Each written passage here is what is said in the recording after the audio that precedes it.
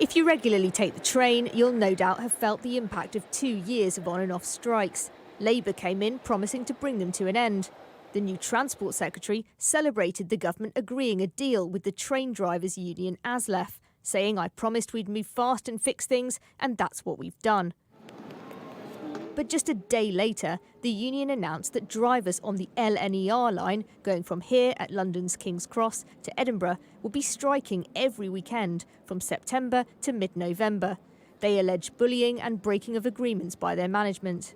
Alan Jones has covered industrial relations for 30 years. Completely separate dispute. This is about what Aslef are saying is a complete breakdown in industrial relations. But, nonetheless, yet again, it will cause a lot of problems for travellers. The strikes are on a weekend, so it'll affect people going to a sports event or out visiting or to some kind of hospitality event. And as I said, it's a bit of a surprise and a bit of a reversal of what's been happening since Labour came to power.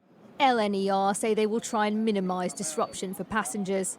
But those we spoke to at King's Cross had mixed feelings. I think it's a bit unfair because there's plenty of people in a lot of other jobs that would love a pay rise as well. I have a lot more sympathy for doctors and nurses than I do for train strikers, to be honest. If I was getting 60,000 a year, I would be happy rather than striking to get another 15%. I think it's unfair. Well, I'm delighted it's come to an end. Obviously, it's been inconvenient for everyone, but my thoughts really are with the drivers, and I'm just really proud that they've stuck it through, and I'm delighted that this breakthrough has happened. The Department for Transport say the strike news is extremely disappointing and stress that the dispute is local and not about pay. But it's not just bad timing. The train drivers were offered almost 15% over 3 years. Next week, the boss of the RMT union will be meeting ministers and says his members should have the same.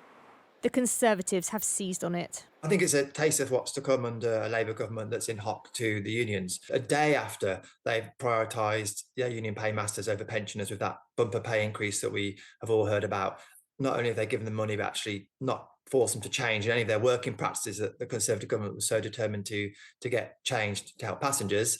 The unions are right back at them. Also today, hundreds of Border Force staff at Heathrow Airport announced 23 days of industrial action at the end of the summer holidays in a dispute over new rotas. Resolving long-running transport strikes could still be a bumpy ride. Tamara Cohen, Sky News, Westminster.